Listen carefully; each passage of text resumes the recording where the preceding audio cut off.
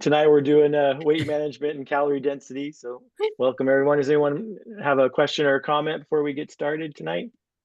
I do. I think, oh yeah, go ahead, Kim. I just want to show you my red face.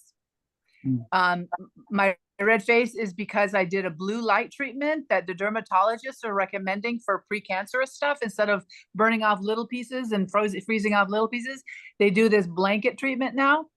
And I just wanted to show you how red it is. Hopefully it's going to go away tomorrow, but it's covered by Medicare. So I'm spreading the word because it's now, I mean, it used to be like a cosmetic procedure, but my doctor said, no, you're a good candidate because you got stuff that I always burn off. So just letting people know that if you go to the dermatologist, you might want to ask about the blue light treatment, like the blue light special. My doctor was joking, but I mean, so it's free. Otherwise it's $900 if you do it cosmetically. So anyway, just want to let you know, I'm going to get off because it's so red. I look awful. But if anybody has any questions before I turn off my The blue video. light special, I think, is at Kmart or something like that. So anyway, that's why I'm all red-faced. Thank you, Kim. And now that you're on the line, I did have a talk with a patient who was recently hospitalized with Crohn's disease, and I wrote him a note since you gave us his email, and I don't think Scott's gotten any response from him about doing classes, but I wrote him a note about this person who I talk with, and did he recommend fasting for Crohn's?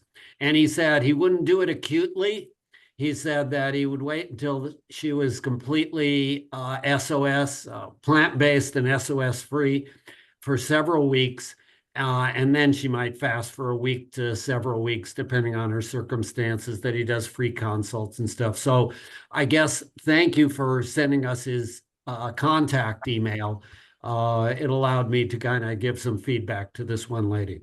Good, I'm glad. Yeah, I see Lisa's in the room. Do you want to say hello, Lisa? You're gonna be started. You're new about about your residency location now. Oh, sure. Hi, everyone. Sorry, my camera's off. I'm packing and I already packed my camera. I am going to Ventura Community Memorial Hospital in Southern California for my family medicine residency, which I will start in July. And today was my very last day of medical school. Wow. Congratulations. Thank you. Couldn't have done it without all of you, everyone in this group. Likewise. Well, we really appreciate what you've contributed, and we wish you a lot of success on the way. Thank you. And next week I fly to Greece. So How fun. never a dull moment. Okay, anybody else? Is there anybody who's new in the group who hasn't been to these meetings before? Who cares to say how you found out about the classes and what you might like to get out of them? Any new people? I don't see anybody who looks new to me. So I guess not. All right. Well, I can go ahead and get started if everyone's ready. Yeah, we've got our quorum of 21 people. So far, so good. Probably have more by the time we get done. Everyone can see my I can screen. see the screen quite well. Okay, get this up here. I just want to show everybody before I get started with my PowerPoint on the class website, livelifestylemedicine.com. If you want to get the full lecture of Calorie Density by dietitian Jeff Novick, just go to videos, click on the videos section and scroll down.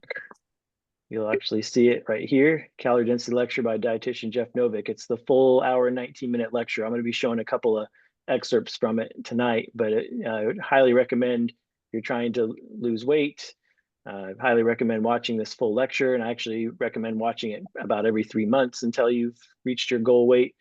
because it's just, I probably listened to it 8 or 9 times before I didn't learn something new because there was so much information in it. So I highly recommend that. I just wanted to show you guys that.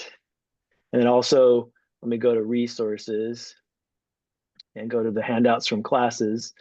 And the handouts I'm going to be going over tonight is this calorie density graph. So I'm going to be going over this. You'll see a slide for this. Just want to let you know you can get it on the class website under the handouts from classes, calorie density graph. And then I'll give you a visual of this, 500 calories in the stomach. That's another good one to look at. Kind of gives you an idea of what 500 calories looks like in your stomach of the different foods as we talk about calorie density. So I just wanted to refer you to those 2 resources on the website there before I jump into my PowerPoint. Get back to the here. Let me go minimize this and pull up my PowerPoint. All right. Okay, we can see that. All right.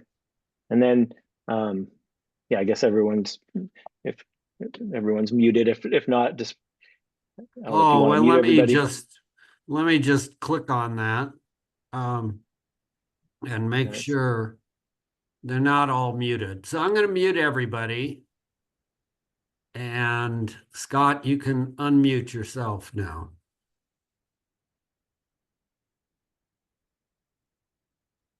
There we go.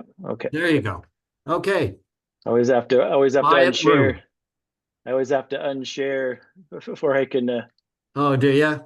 Yeah, before I can see my mute button. It goes away. Okay. Let's see. Where did my PowerPoint go? There we go. So you can see it again. Yep, we're good. All right. So this is part of a 2-parter.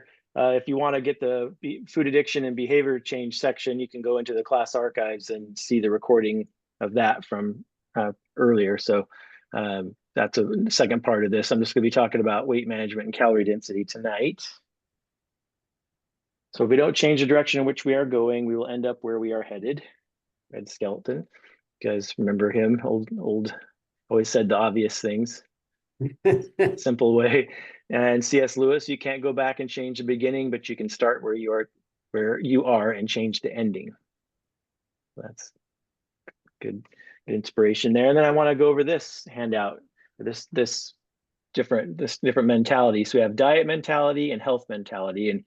And when we're thinking about things like, calorie density, weight management, we always think about the scale and things like that. And that's that diet mentality. We want to get away from the diet mentality. So the diet mentality focuses on food is the enemy, focuses on my bad habits, things I'm doing temporarily, things I don't like about myself, the scale, and a finish line. We want to focus on a health mentality, which focuses on food as fuel, focus on good habits, things I'm doing forever, things that I want for myself, the daily choices, and a lifelong journey. So these are just real important things to keep in mind as we're talking today. So we're going to start off talking about how our appetite works, but I kind of want to give make a couple other points here. So when we talk about our appetite and calorie density, this is just pure physiology, how that works in our body and how calorie density plays a role. But there's other components to being a healthy weight and how we deal and interact with food than just those physiological things. It goes into behavior change and food addiction. Those play a big role, which is why I have a whole nother lecture just dedicated to food addiction and behavior change. And we will have a bit of 2 other classes on this next series that we're currently in week 3 of. We do have Pam Burrell, who's speaking this coming Friday at the Irving Grange, and then a week from tonight here, she'll be talking a little bit about some of the behavior change stuff. With mostly she'll be focusing on stress management, sleep health, and social interaction. But then towards the end of the series, we have Elizabeth Maxwell, who's a PhD in public health, and she does a little section on food addiction in her talk. So we'll kind of touch on some of that. But if you wanted to get just right away some of the second half of this lecture, again, go to the class archives and you'll find the actual lecture on food addiction and behavior change back in there. So there is part of that, it plays a big role in our emotions, both mental and physical play a role in what our food choices are. So I want to give respect to those things, but at the same time, tonight we're really just kind of focusing on the physiology, how our appetite works, and how calorie density plays a role. And then I want to refer you to Dr. Greger's book, How Not to Diet. If you haven't read that one, it's a really good one if you're trying to lose weight. And if you don't want to spend all the time reading that entire book, which it's a pretty big book, if you have the Dr. Greger's Daily Dozen app, we talk about in these classes all the time. Also on that same app are the 21 tweaks included in there. So it's kind of the cliff notes of everything you would learn in the How Not to Diet book from Dr. Greger. So let's go through those 21 tweaks, and calorie density is just merely one of those 21 tweaks. So take a look at that. It's all the evidence, different herbs and even a few supplements and things that have been shown in studies, good randomized controlled trials that can help with weight loss. So it's mostly herbs and spices and things, but other things you can do, preloading, and you'll see all the 21 tweaks, and it gives a definition of what they are. And so definitely check into those. So being a healthy weight, even though calorie density is a huge part of that, there are other things that studies have shown can help you to achieve your healthy weight, your goal weight for yourself. So check that out. So first, we're going to talk about, before I actually talk about calorie density, I want to talk about how our appetite works, as I alluded to in the last slide. So think of it this way. So we have in our brain, in our stomach, we have two different main mechanisms for our appetite. So we have stretch receptors on the outside of our stomach. So as our stomach fills up with volume, with food and even liquids, as it stretches and expands our stomach, little stretch receptors on the lining of the stomach send signals to our brain telling us we're full, such as CCK and ghrelin and leptin. These different hormones actually tell our brain, hey, you've had enough to eat, you're full. And so that being said, if you think about, well, if I just filled up my stomach full of water, then that would stretch out the stretch receptors, and that would send a signal to my brain telling me I'm full. What if that was the only mechanism we had?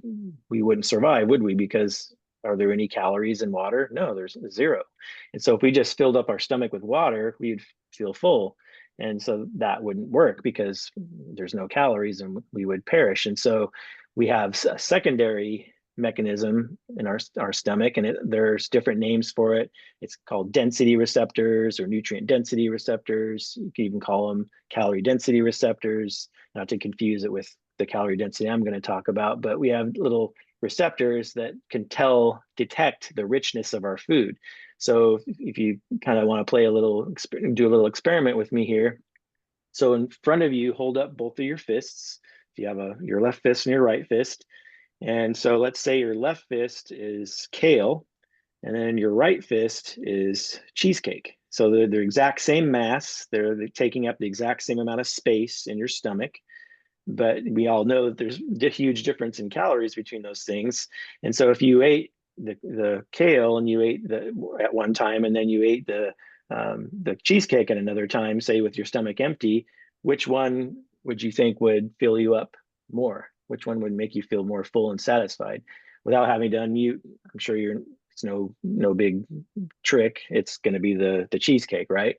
And so because of the calories in that size of cheesecake compared to the calories in that kale, so hugely different.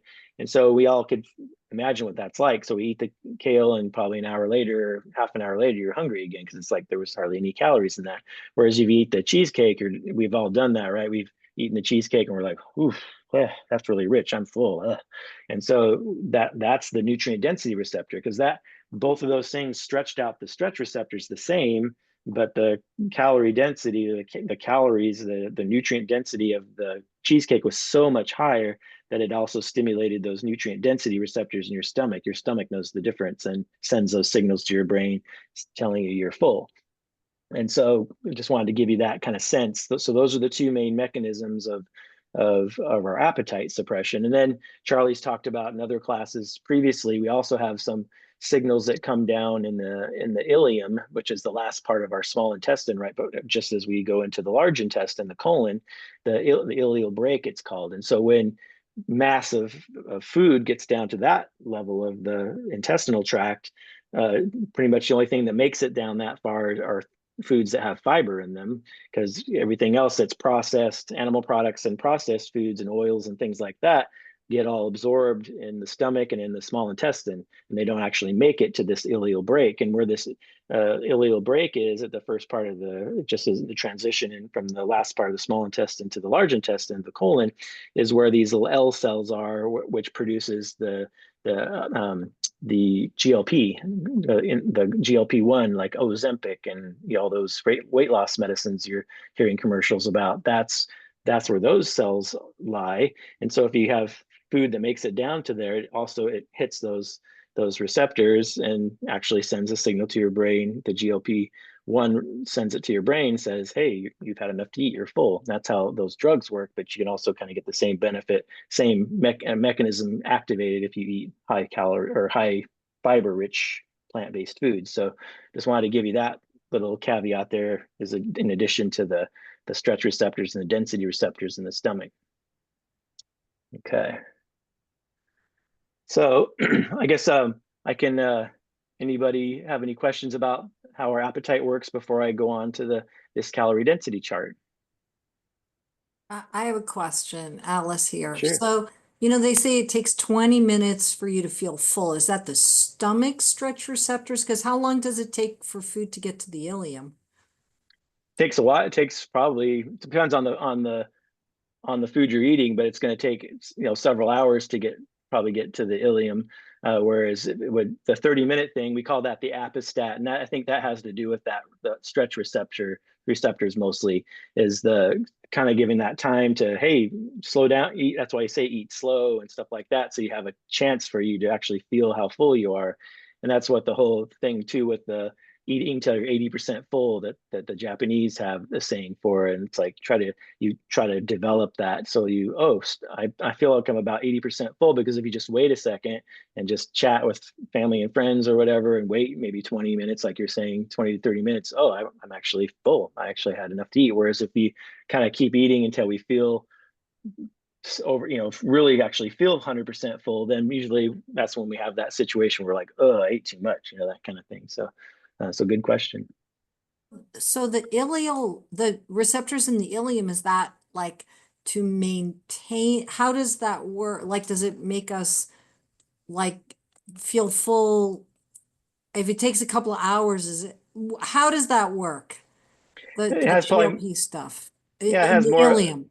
Yeah, I think it has more effect on your next meal. It's going to have more of an effect later on. You'll tend to. That's why when you eat high fiber foods, you tend to eat less the next meal, or even into the next day, because like they talk about that with beans. So it has the second meal effect. It's what it's called. So because you ate so much plant roughage, so much plant fiber, you actually eat less, not only the next meal, but also even into the next day, because I think a lot of that is because you're getting that ileal brake and you're hitting those receptors, and they're in your stomach, basically your body saying, hey, we're full from head to tail here. We don't need to eat so much, because you're still working on digesting that food, and you're hitting those receptors down in the ileum, in the ileal brake, at the ileal brake.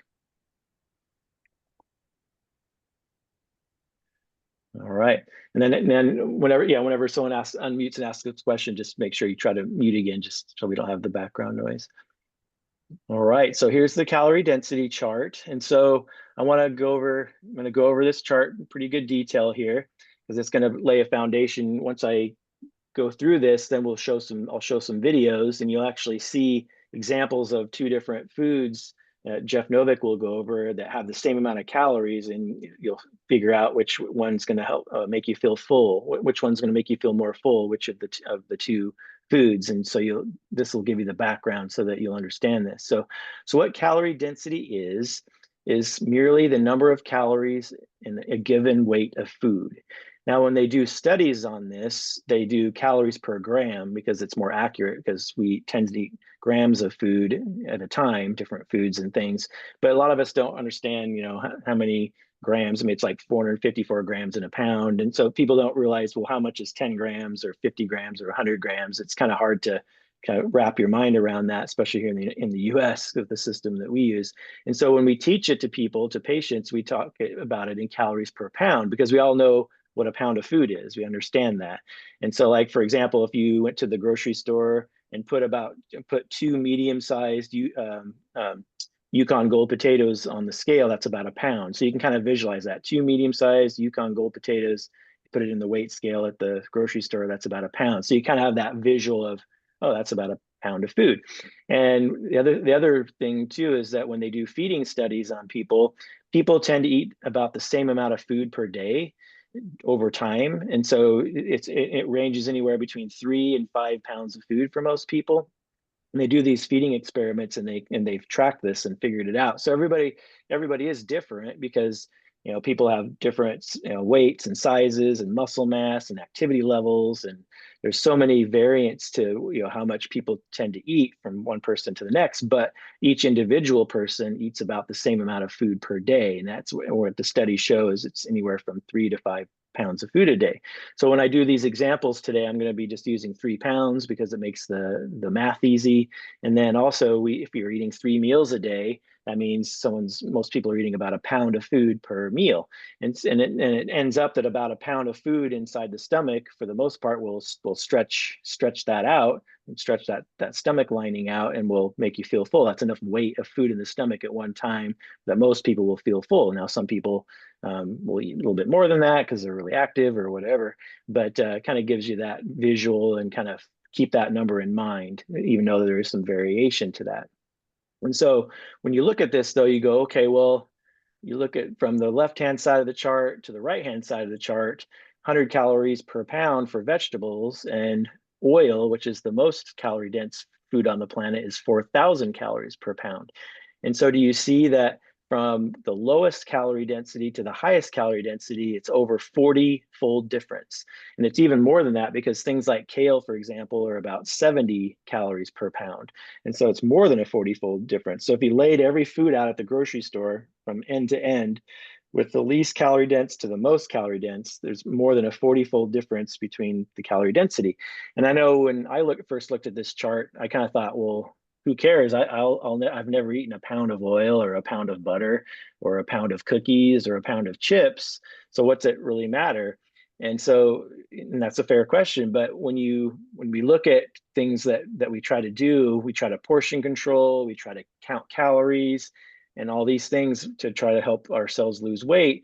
They're very ineffective and very inaccurate. And the reason is because it's very difficult to estimate calories that you're eating in a day. So it's almost impossible. Even a really seasoned dietitian has a difficult time looking at a food diary and being able to figure out how many calories somebody's eating. So it's very, very difficult. And then as you learn about calorie density here tonight, you're going to understand why trying to cut calories and portion controlling can actually be very difficult to sustain, because you're not actually activating those mechanisms we talk about for appetite. You're not activating the stretch receptors, the density receptors. You're not activating those L cells down in the ileum, as we were talking about, because we need the fiber for that. So yeah, we might get plenty. The typical standard American diet is really high in calorie density as you're looking at this chart here. So those density receptors are usually pretty happy, but the stretch receptors are not. And so let's go back to the left-hand side again here. And so the reason calorie density is so important is because you don't ever have to count calories or weigh your food or portion control, any of that stuff, if you don't want to. And because it's inaccurate, as I mentioned, especially with counting the calories. But all you really need to know is what's the calorie density of the food that you're eating. That is really beneficial, because why it's so great is because calorie density is a constant, just like a math constant in a formula. It never changes. The calorie density of beans and legumes is always going to be 600 calories a pound, whether you eat a few ounces of beans or you eat a few pounds of beans. The calorie density will always be the same. And so this is why it's so important to understand and kind of when you look at your plate and you're planning your meals, you know what the calorie density is of the categories of foods that you're eating here.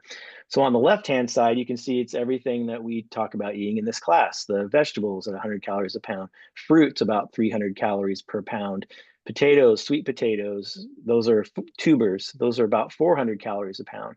Intact whole grains are about 500 calories a pound, and that's things like brown rice and oats and quinoa and bulgur and amaranth, farro, barley, all these different intact whole grains you can buy in the bulk bin at the grocery store. Those are about 500 calories a pound. As I mentioned, beans and legumes about 600 calories a pound.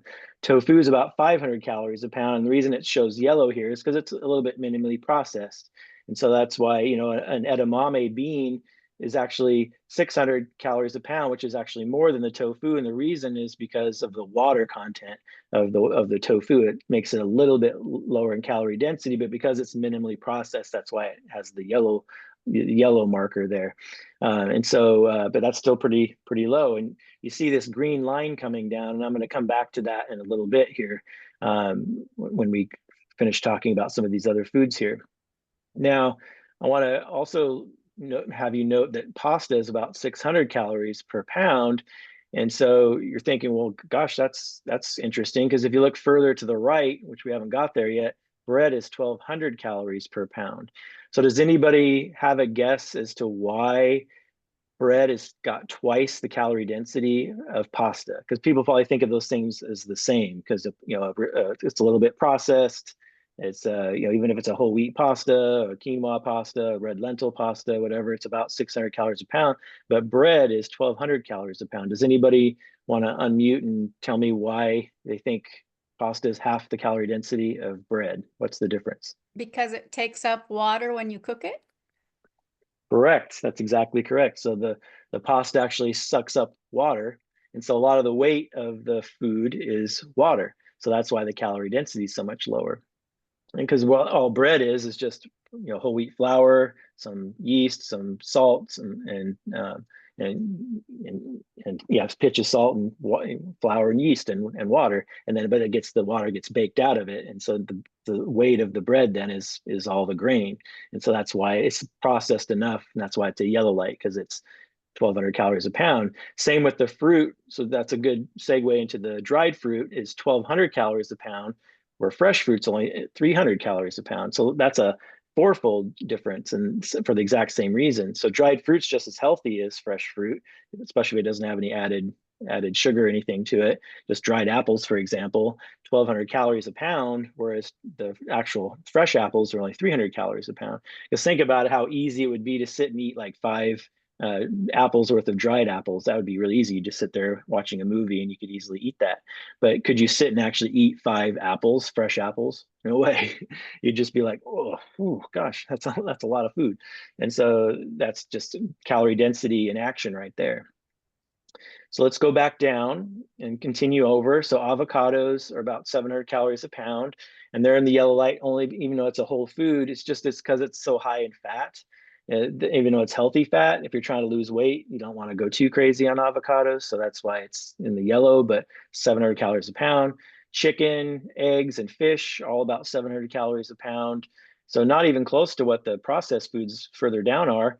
And does anybody have an idea? I mean, so they're in the red light, which we'll talk about, but any idea why eggs, chicken, and fish, and even beef is 1,000 calories a pound? Any ideas as to why those foods are not super high in calorie density? Anyone have an idea?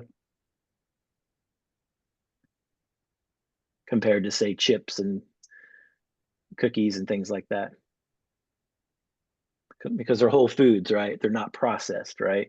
And so this kind of makes a good example is if you went back in a time machine about 200 years, there really isn't any, the foods on the right-hand side aren't even really around for the most part. People, we didn't have chips and cookies and all these different processed foods, packaged processed foods weren't even really around. And say you just were growing up on some farm 200 years ago, you're eating mostly plant foods, and then yeah, you might kill a hog once a year, which would supply your family with meat, or even a cow or something with meat for the whole year. If you talk to old old time families go back generations and talk to families that lived on farms, they usually said, well, you don't kill all your animals and eat them because you need the animals to run your farm and to grow all your food, your other food.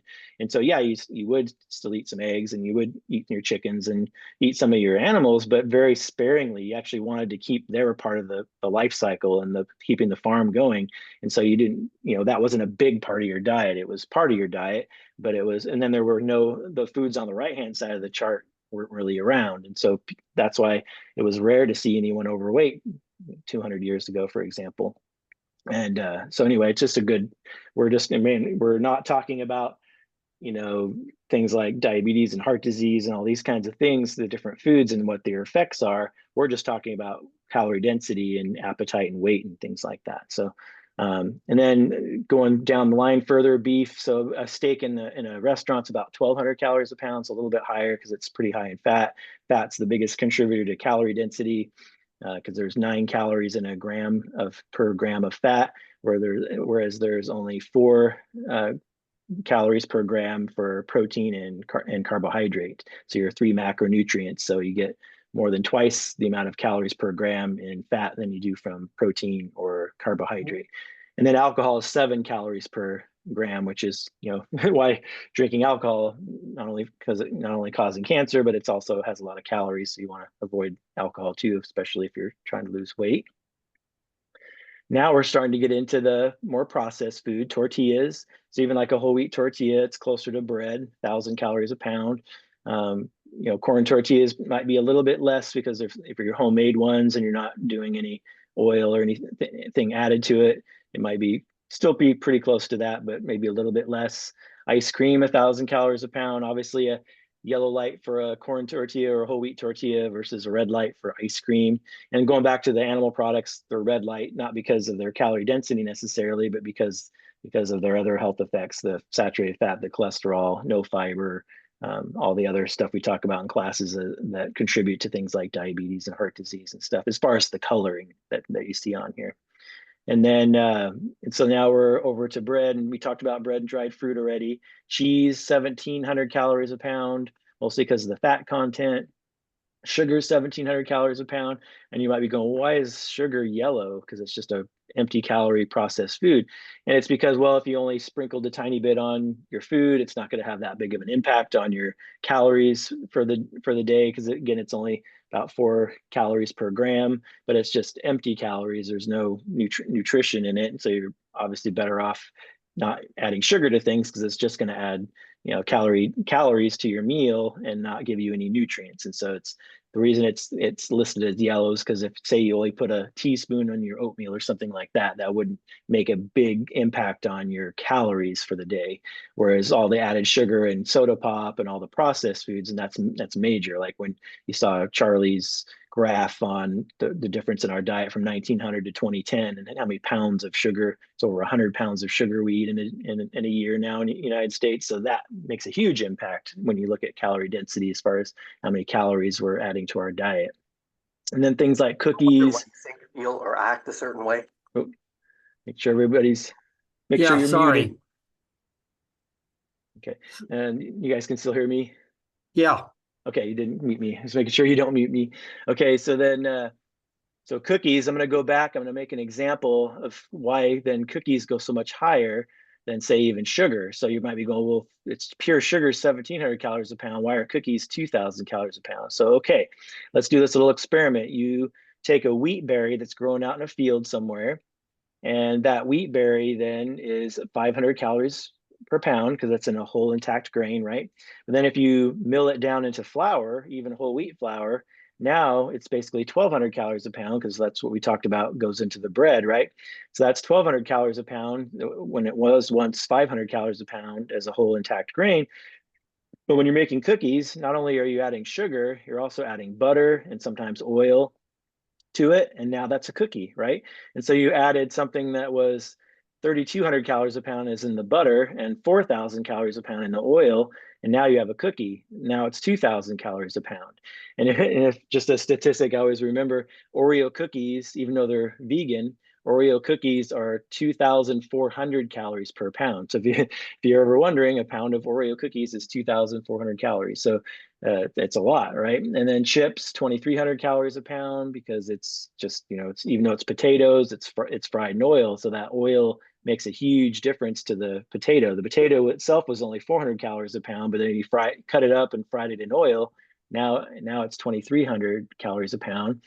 And then one of the exceptions here, you might be looking nuts and seeds. They're yellow light because they are healthy, but they're 2,800 calories a pound. And the reason they're so high is because of the fat content. So nuts and seeds have a lot of fat, even though it's healthy fat. If you're trying to lose weight, that's why we say, and Dr. Greger says, just limit it to a handful of nuts and seeds a day, because they are really healthy for you and you can eat them, but you just want to sprinkle them on your oatmeal, throw it on your salad. You don't want to just sit and eat a bag of nuts from Costco. You just sit there and eat. And a lot of times they even add salt, and they can add palm kernel oil and other oils to your nuts in those bags. And so if you're trying to lose weight, that's not going to be helpful.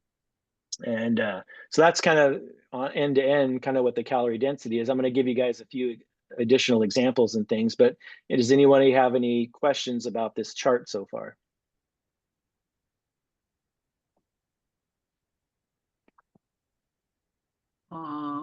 This making sense? I have. So I want. Go ahead, ahead. Alice. Well, I do have a question. It's not specifically about this chart, but kind of the hot new topic I keep reading about is resistant starch. If you take your potatoes and then you refrigerate them and then you make them resistant starch, or the pasta or whatever. I don't know if you want to comment on that now or later. Yeah, no, it's fine. Yeah, so I think it works for pasta too. If you cook it and then cool it in the refrigerator, so you say you take your potatoes that you're going to eat for the week and you bake them in the oven or in the microwave or whatever. Same with your pasta, cook it up, and then you put it in the then put maybe eat it that night or whatever if it's just convenient, or if you're prepping for the weekend, just go ahead and put them in the refrigerator. So when you put them, all those products, the pasta and the potatoes in the refrigerator, what ends up happening is the starch that's in there acts more like fiber. Resistant starch means even though it's not technically fiber, it has a more fiber-like activity in the body. So your salivary amylase, when you chew it, doesn't break it down as much, and it actually makes it down to your colon. And so more of the food will make it down to the colon. So it essentially lowers the glycemic index, which then lowers the blood sugar spike, lowers the amount of insulin your body needs to cover it, slows down the digestion of it, gives more of the food for your gut microbiome to digest in your colon. And so it acts just like fiber. So it actually makes your potatoes, sweet potatoes, pasta healthier than they were otherwise. By cooling them first and then reheating them. Then so when you reheat them, obviously you don't want to eat them cold, so just reheat them, and that resistant starch remains. If that answers your question, okay. Yeah, except how does it work? Like I biochemically? Yeah, I don't know if it's a crystallization, or I'm not exactly sure the mechanism. Just by cooling, it just turns the starch into more harder to digest starch for your starch eating enzymes, which is your amylase, your salivary amylase, and the other enzymes in your GI tract, your intestinal tract, have a harder time breaking it down. So more of it makes it down to your gut microbiome and your colon. But I don't know the details beyond that as far as the chemical pathway or what it is. Okay, so what I'm going to go through now is I'm going to give it just this example of how this kind of works when you think about what person's going to be more satisfied. So when we talk about satiation, satiety, being satisfied, our stomach stretches, our nutrient density receptors are happy, our stretch receptors are happy, our L cells in the ileum are happy, everything's happy, sending all those hormones up to our brain saying, hey, you're full, this is great, everything's good, all's well. Which person's going to be the happier person? So if you're eating, we're going to go with 1,200 calories because that's an easy round number to use. And I don't know if any of you guys have ever watched the show My 600-Pound Life, which is Dr. Nowzaradan, who is the bariatric surgeon in Houston, Texas, that does the weight loss surgery and stuff.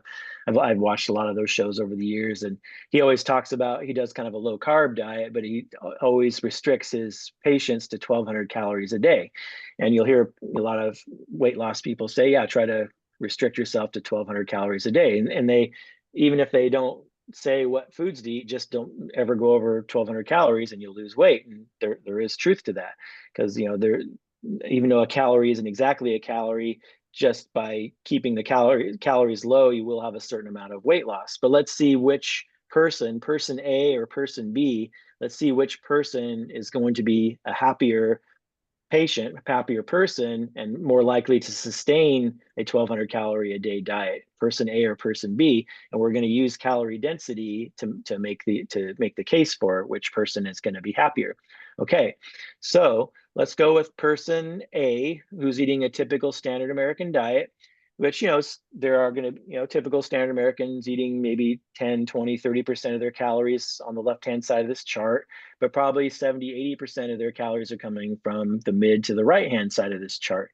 And so that if you actually do a calorie density study of the typical standard American diet, kind of the meat sweet diet, it ends up being about 1,500 calories per pound. If you and you could easily see how that would be easy to do if you're eating, some processed foods, some things with oil, a fair amount of meat and dairy and cheese and things like that. Even if you are eating a few vegetables and some fruits and things, and even a few beans, maybe, you're still it would be really easy to kind of conceptualize getting about 1,500 calories per pound just from what you've learned on this chart.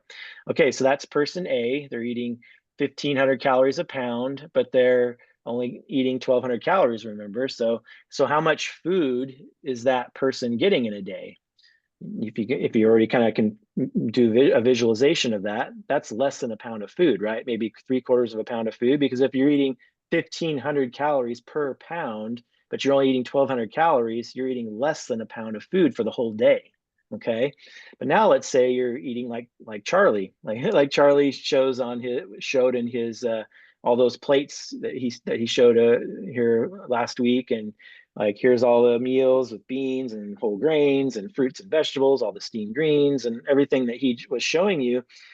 Yeah, if you actually figured out the calorie density of what he is eating, let's say Charlie's person B, he's eating about 400 calories a pound. If you were to actually look at all those examples of those plates that he showed, he's probably eating about 400 calories a pound there, because he's eating a fair amount of vegetables, a fair amount of fruit, some potatoes, some whole grains, some beans and legumes, not a lot of pasta, really very little if any bread. So he's really down around that 400 calories per pound area, and you'll see the green arrow down around 500, and I'm going to come to that a little bit later on with the results of studies that were done. So let's say you're eating 400 calories a pound and you're also eating 1,200 calories. Well, how much food is person B getting? How many pounds of food is Charlie getting eating 400 calories per pound, eating 1,200 calories? How many times does 400 go into, or 12, what's 1,200 divided by 400? 3, right? So person B is eating 3 pounds of food. Person A is only eating 3/4 of a pound of food. So who's going to be happier? Whose stretch receptor is going to be happier? Who's going to be more likely to be able to sustain 1,200 calorie diet? Person A or person B? Person B, right? Because you're eating 3 pounds of food. You're getting a pound of food per meal. You're full. You're satisfied. You're eating the exact same number of calories as the other person, but because the calorie density is so vastly different, person A is just going to be starving all the time. You have to nail down the cupboards to keep from breaking them open because you're just starving all the time. That's why cutting calories and restricting portions is so ineffective for weight loss, because it's all about the calorie density. So you guys see that? Do you understand? Can you kind of understand what the calorie density, how important it is, looking at that example? So now I want to show you, since you kind of have all this in your head now, I want you to watch. I'm going to show you a couple different videos with dietitian Jeff Novick here. And again, this whole lecture is on the class website, so you can watch this in total. But what he's going to do is he's going to be showing you different portions of food and eat different foods, and he's going to be showing they're exactly the same number of calories on the left and on the right, which one's going to make you feel more full, more satisfied. And so you'll be able to kind of visualize this now. Foods equal calories. All you got to do is see which one is more filling. Okay, so we got 2 little soy chicken nuggets, and we got 1 1/4 cups of vegetable lentil soup. Don't say anything yet. There are people still thinking on this one, okay? We'll give them a few minutes. Everybody think they got an answer? Which one do you think? The soup. Now, if you went to medical school or dietetic school or you studied biochemistry and physiology, they would tell you all different things about what fills you up. You might hear about chemicals and hormones and enzymes like CCK and ghrelin, and leptin. You might hear fat is more filling and all these other things, right? Just forget about it. Just pretend you just walked in off the street, which I think many of you did. You just walked in off the street. You don't know anything about biochemistry, chemistry, food, or anything. Just take a wild guess. What do you think it is about the vegetable lentil soup that will fill you up more than the soy chicken nuggets? Anybody? Volume. There's just more of it. And it turns out that's right. They actually did these studies where they fed people equal calories of food to see which was the most filling. And they did it short-term, long-term, subjective, and objectively. So pretty good studies. And they found out that all foods that fill you up have 3 things in common. And can anybody guess what number 1 was? Reading my props, huh? Number 1 was water, and that kind of makes sense, because what does water take up a lot of? Space. And filling up the space in the stomach actually contributes to satiety. Because as you'll learn more about this weekend, on the outside of the stomach, you have these little nerves called stretch receptors. And when you fill the stomach up, they stretch a little, they send signals to the brain, which help release all those chemicals telling you you're, right? Don't you all like to get that feeling of full? So water is very important. Water helps, gives you that, and water also has a lot of weight, which helps give that stretch. Because some things have lots of volume, but they don't have a lot of weight, right? Like air. So water was very important. Anybody want to guess what number 2 was? That's right.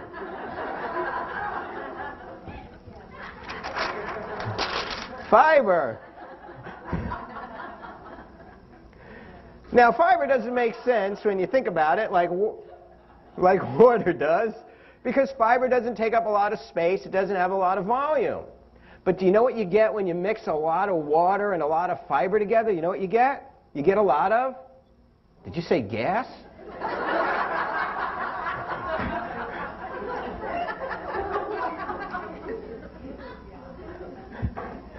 That's true. You get a lot of gas in the beginning. But you get something called bulk, right?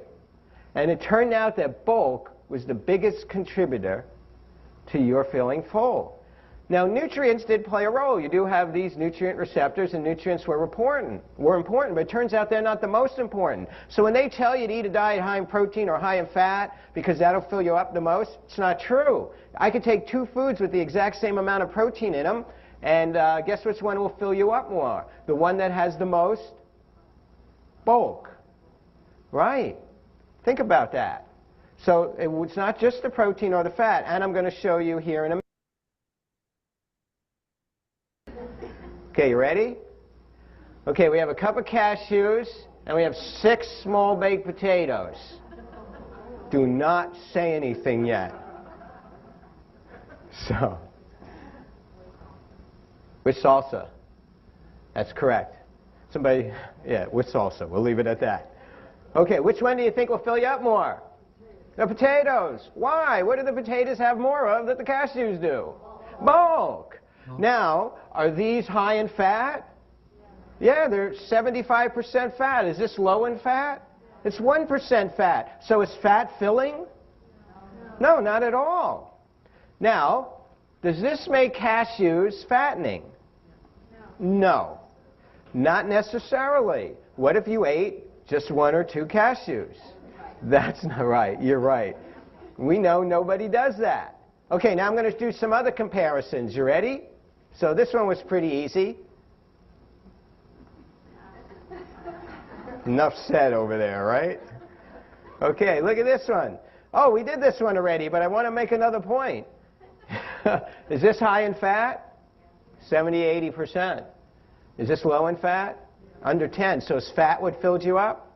What filled you up? The bulk. Everybody got that? Here we go. 2 low-fat fig Newmans, not to mention anybody in particular, and 1 small cantaloupe. They're both 140 calories. You see the difference? Which would fill you up more? The cantaloupe. Now let me ask you a question. In 1980, you heard you should go on a low-fat diet, right?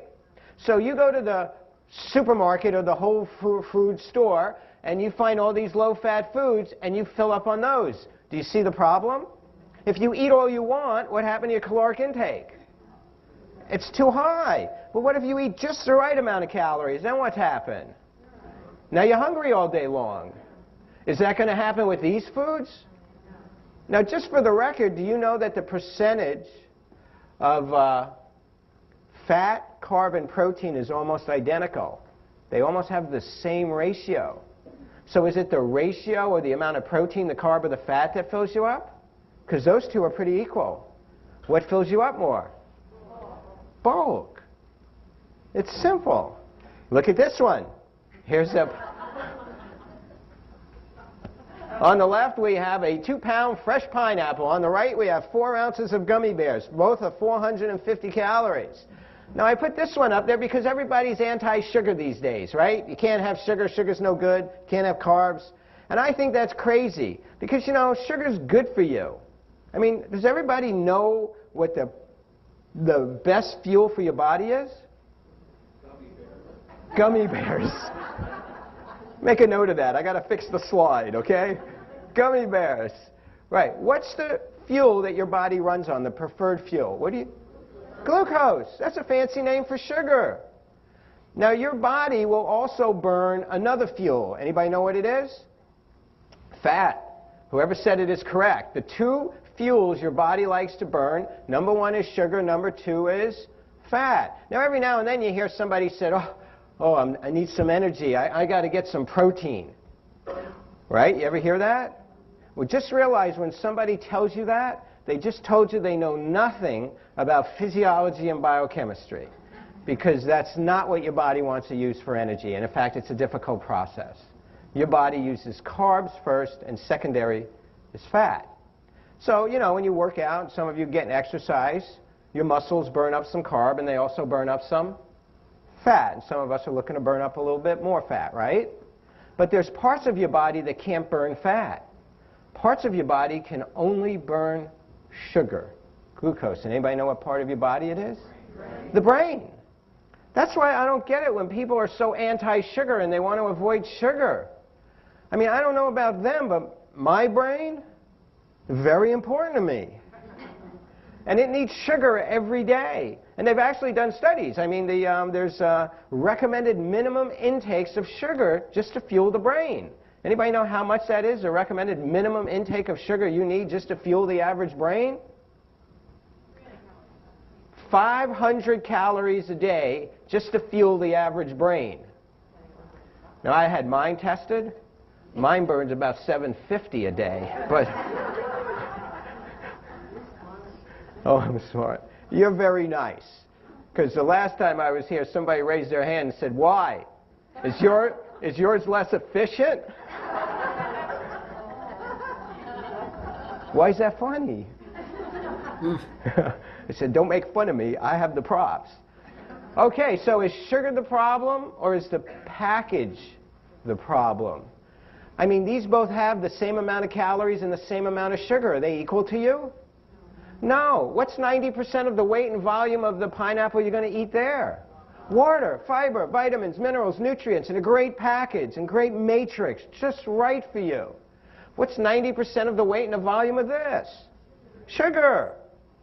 So is sugar the problem or the package it came in? It's the package. Don't be afraid of sugar. Once again, get it in its whole natural form. Now, what I think is the real irony is they take foods like this, they process and refine the heck out of them, so we're left with this white crystalline powder, which is sweet, but it doesn't really have a flavor. It's just sweet. So then they make it into things like this, but to get kids to eat it, what do they flavor it as? This. Does anybody see that irony? Just give them the pineapple. So then we have people who have been loading up on these for 20 years. They got heavy. And then what do they say? I can't eat pineapple. It has sugar in it. So, okay, here's a few more I just want to show you so you can get the point. Every one of them will be 200 calories. That's a pat of butter, in case you forgot what it looked like. And those are grapes, 200 calories. Which would be better for you? Which would be more filling? Which would have more fiber, vitamins, minerals, nutrients, and everything? Okay, here we have a little bit of almonds. Here we have carrots. Same 200 calories. See the difference? So you see the problem if we put bowls of almonds out in the back? It's we would have this room packed. It's not that almonds are bad for you, but what would happen to all of you? We would overeat. And it's not your fault. So, here we go again. French fries and honeydew melon. See the difference? And which would be better for you? The one on the right. Right. That's olive oil and sliced apples. Same calories. Which would fill you up more? Which would be healthier? Right. There's broccoli and pretzels. Are you drooling over the broccoli now or the pretzels? This was the red meat guy, so I'm trying to figure it out. See the difference? Now, I'm not saying you should only eat raw broccoli. I'm just making a point. And is everybody getting the point? Okay, good, because now it gets harder. Hershey Kisses and those little red peppers we occasionally have out in the back. See why we put the peppers out? No.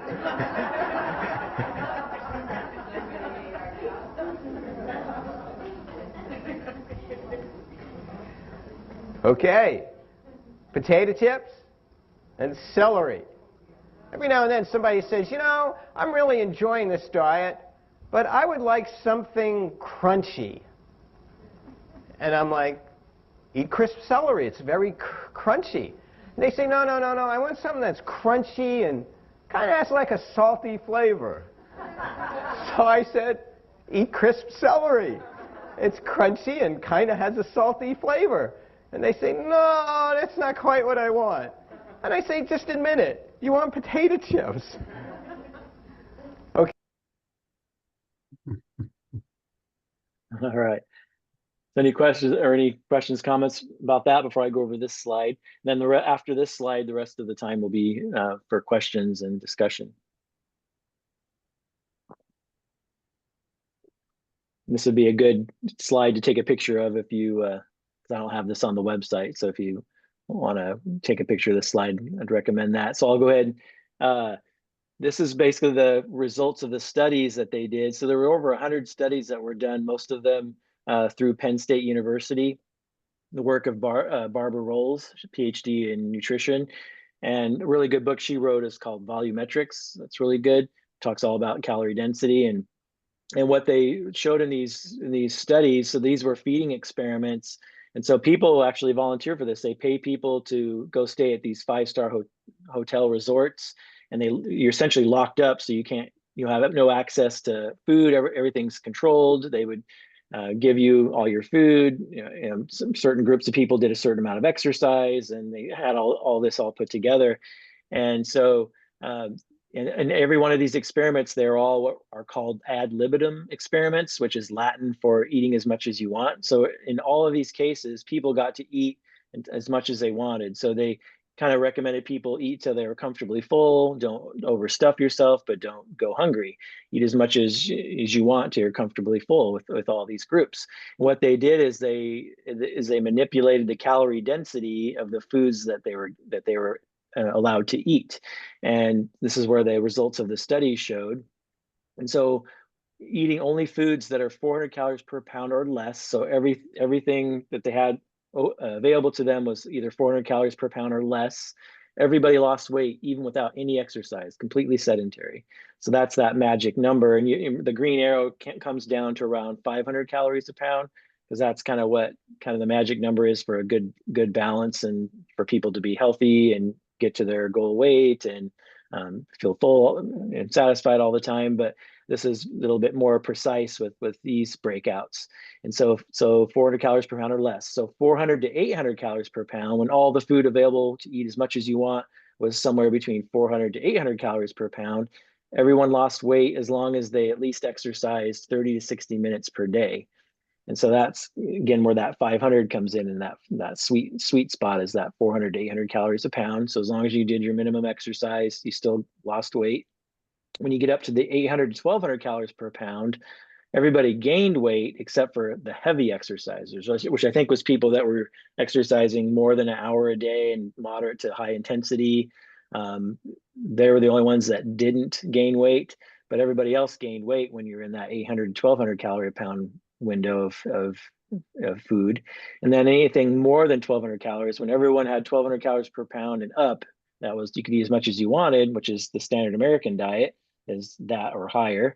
Everybody gained weight, even the heavy exercisers. So it kind of gives you that you get to choose the foods that you are going to eat, and get to decide what your activity level is, if you want to, what the results of these studies. Eating as much as you want, which in all of these cases would be sustainable, because if you're eating as much as you want, you're not having to calorie restrict or portion control, which those methods don't last.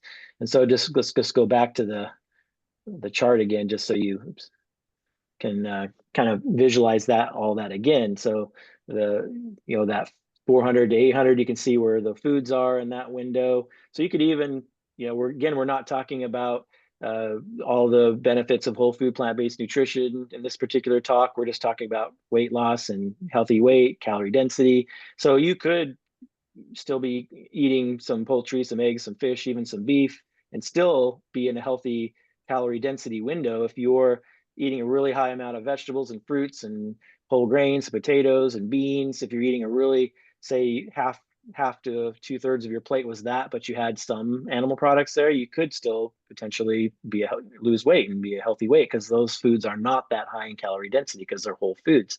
But then when you can see how much trouble you'd get in if you started to delve over to the right-hand side of the chart, added oils. And just for example, you probably saw that slide with the 200 calories with the olive oil versus it was the carrots or whatever it was. And so it was, 4,000 calories a pound is what oil is. And so a tablespoon of olive oil or any oil is 120 calories. So 120 calories per tablespoon of oil, no matter what kind of oil it is.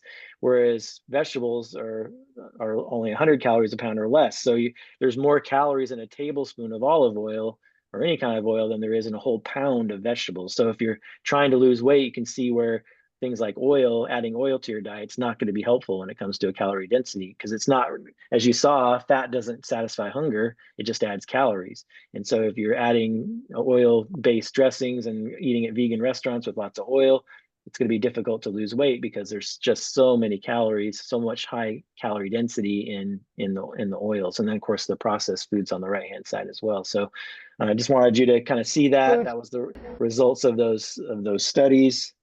And this is where I talk about watching Jeff Novick's full lecture there.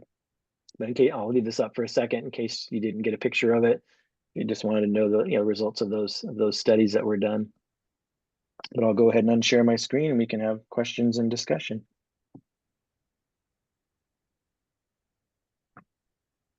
So before we answer further questions, I want to address Alice's comment about what happens with the resistant starch. It's a process called retrogradation from Google Wikipedia search. It's a reaction that takes place when the amylose and amylopectin chains in the cooked gelatinized starch realign themselves as the cooked starch cools.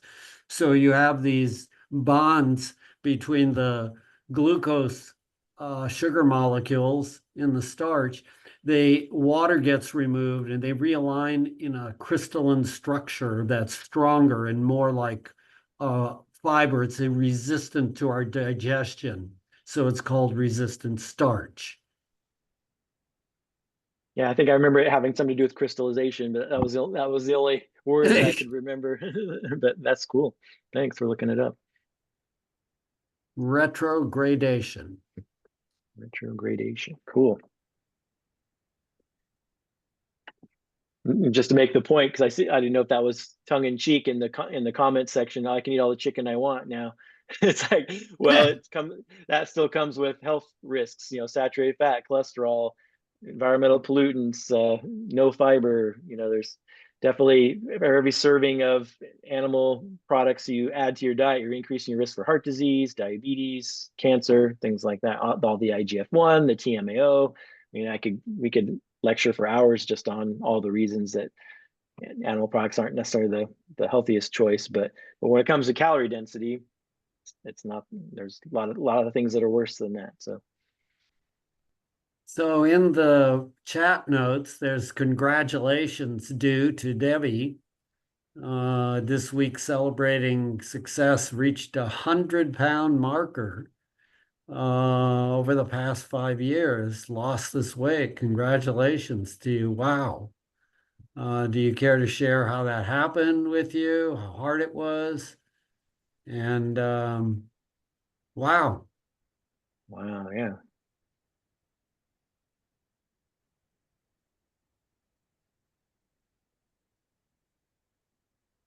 Thanks for sharing that. Whether you wish to unmute yourself and tell us how you did that.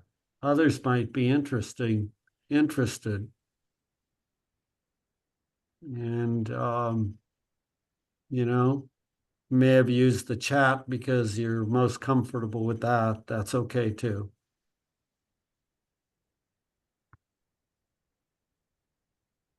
Okay, anybody else who might be interested in sharing comments, suggestions, whatever?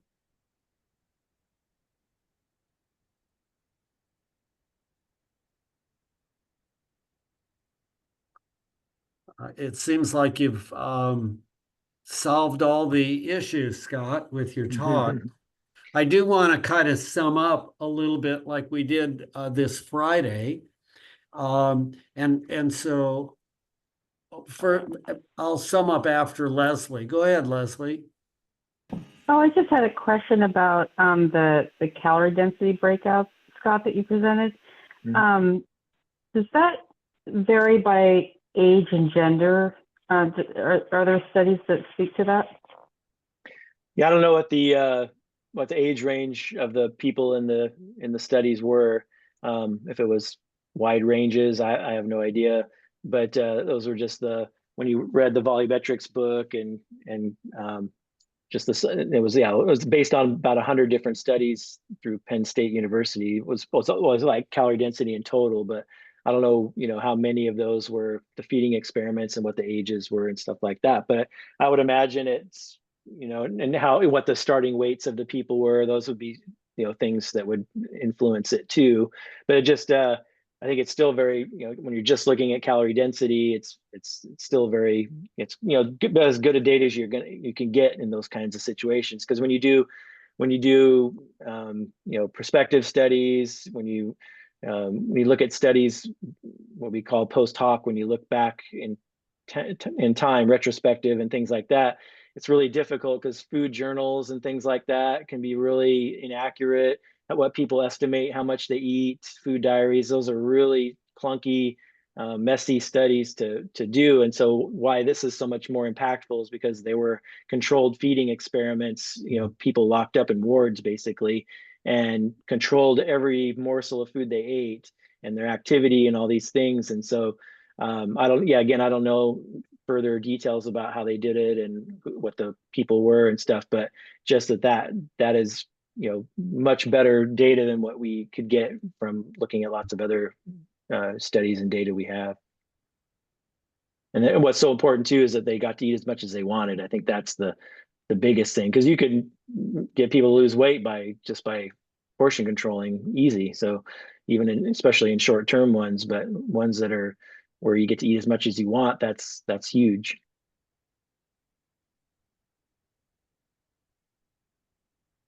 Okay, while we're waiting for the next person to come up with a question, I've got a quiz question for you. Thinking back about what Jeff Novick told you and how he was covering up his cheat sheet, whatever.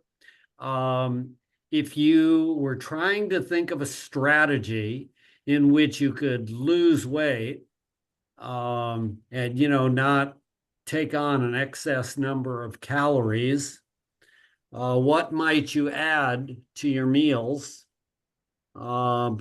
beforehand to help you with this goal? Anybody?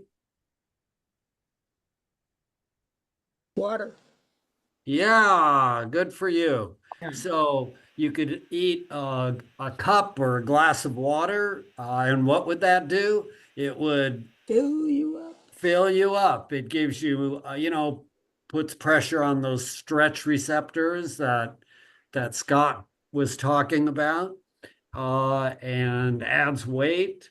And so that's one of the 21 tweaks that Gregor has on his app to help you lose weight without any extra expense, it sounds like.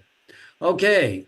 The next issue, after you've done the water, you're trying to think of one more thing that you could do in terms of the kinds of foods you choose to help you thin your weight down to an ideal body weight.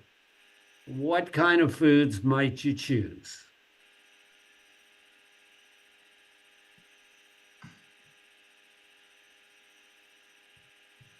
Veggies. Anybody? Well, it's going to be fiber, but you want bulk. Yeah, so fiber is bulk. And where do you get that? Veggies. Eat plants.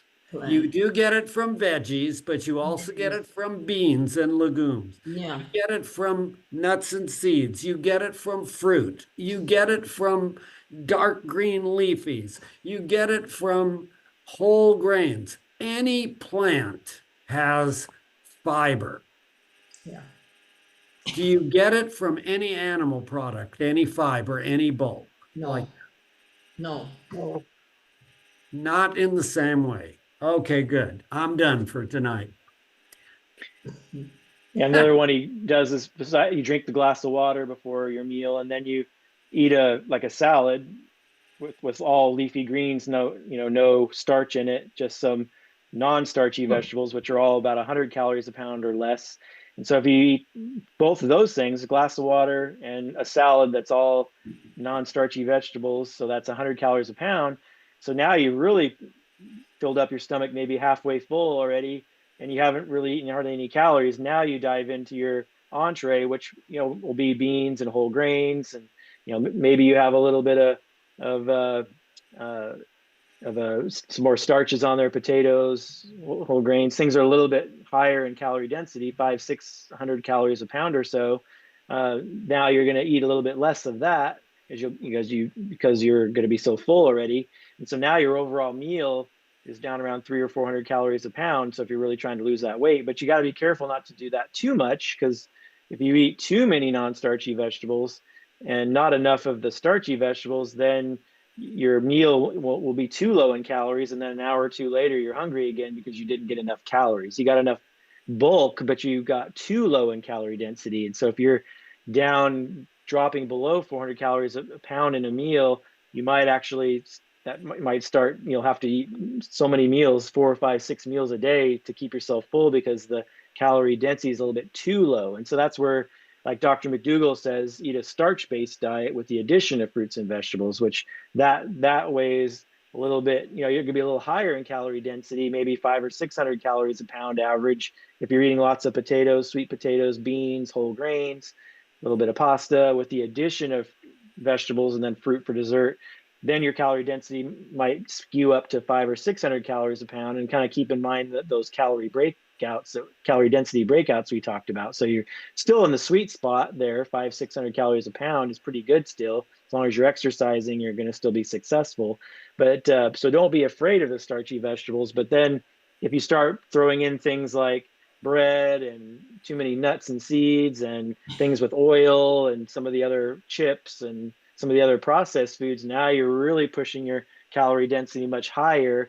And then, you're going to not be as successful. You're going to start noticing you're not losing the weight. It's like, well, what's going on? I'm still eating mostly fiber-rich whole plant foods, but because you're eating maybe too many of the foods on the right-hand side of the chart, they're sneaking in there too much, it's going to affect your calorie density overall. And now you're going to be up around, 1,000 or more, 1,200 in that breakout where even the heavy exercisers weren't losing weight. So you just have to kind of play around with it, kind of as you're planning your meals, looking at your plate. Oh, what's the calorie density of what I'm eating here? And then another strategy is you did the water, you did the salad, you did the entree that was a little higher in calorie density, and then you're still a little hungry, like, hey, I'm going to go back for seconds. Well, go back for seconds on the salad, not on the entree, because then the calorie density is much lower on the salad and fills you up even more, and then at a lower calorie cost, for example. But so just some of the other strategies. Jeff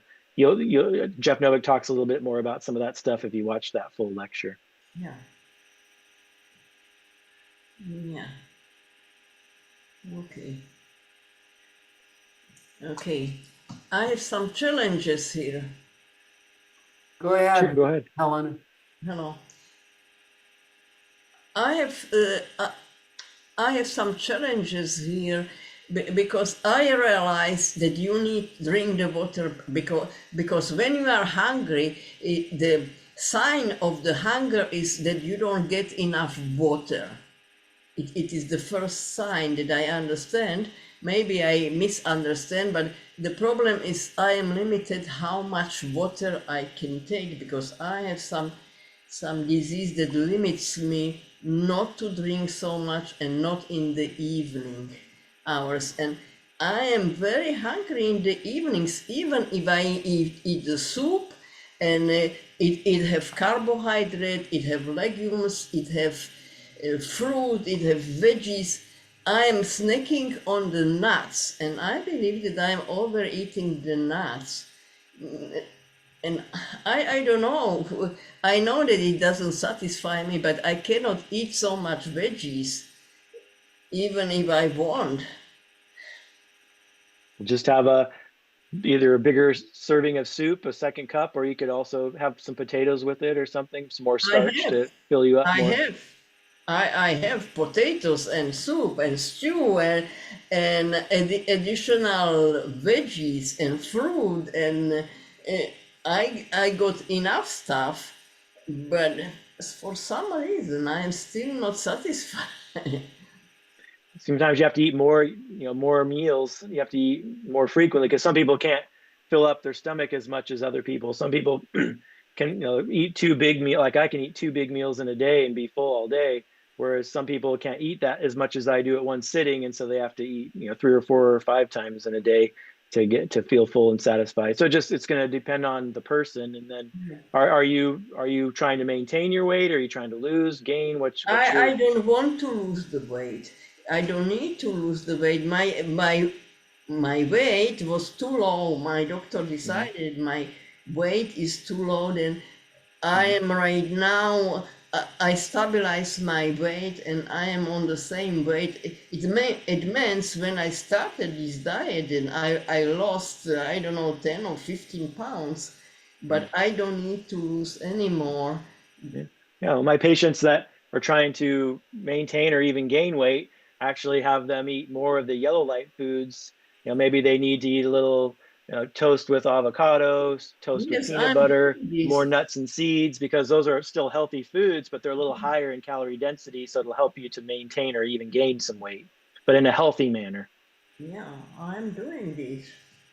Well, then eat more. Go high. Don't worry about the avocado, because if you have heart disease, then you cannot eat so much fat and oils and How about more beans? Beans, I am eating all day beans or garbanzo or lentils every day. I have something from these families. I am eating every day of these. May just have to eat a little bit more of the good food. Just try to increase it some more.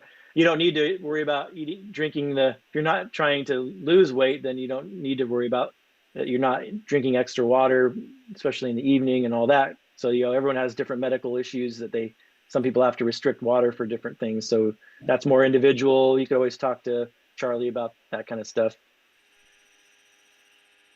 Okay.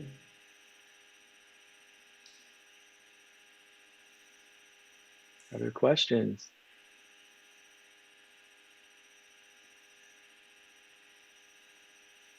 Yeah, I have another question. Okay.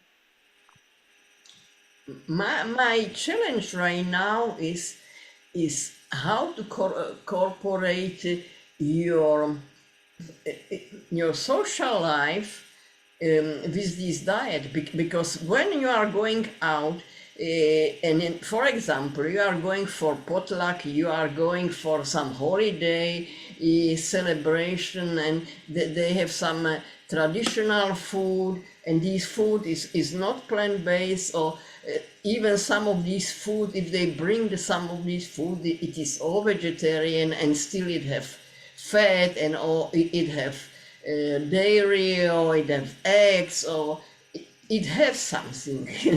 Then it is challenging for me how you go through these holidays and all the tradition, because you cannot change all the recipe, or you cannot eat the dessert or something, because everything is processed food, and they like desserts, or is too rich in the calories and oils and eggs and everything. We got some good advice in the chat there. One was to eat before you go. Another was to bring your own food to eat and share with people, and you can just eat, do the best you can. Just eat before you go. Bring something that you can eat, and then just leave it at that. And you can just still be there for the social part, and you're eating on the little bit of food that you brought, and you're already kind of satisfied when you go, so you don't end up eating a lot. So there's ways you can still participate as a social interaction, and you don't have to eat all the food that's there in front of you. And you can tell your host, as Kim recommends, that your doctor recommends that you eating a plant-based diet for the issues that you have, and just explain to them, this is what your food is before you go. Yeah. It doesn't offend them if you're upfront with them and you say, this is what works for me. But, if you do that, if you wait until you actually get to the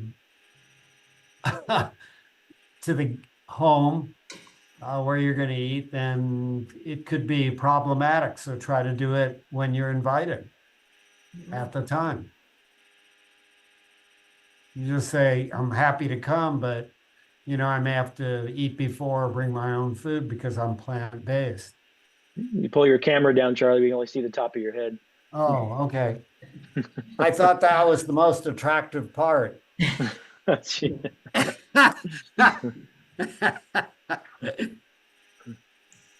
Okay. So we've managed to get another hour and a half in. Scott, that was great. And we appreciate it. And I don't know if we have one last question from anybody in the group. Next week we have Pam Burrell. So for social interaction and stress management and sleep health, she's a PhD in psychology, retired University of Oregon psychology professor, who's doing the talk next week. Okay. And it was fun to have you in class there, Lisa, as you finish your graduation and last week in med school after 5 years. Congrats again. Yes. Thank you so much. Okay, everybody. Wonderful class. Thank you guys. Thanks everyone. Thank you. Take All right. care. Good night. Night night.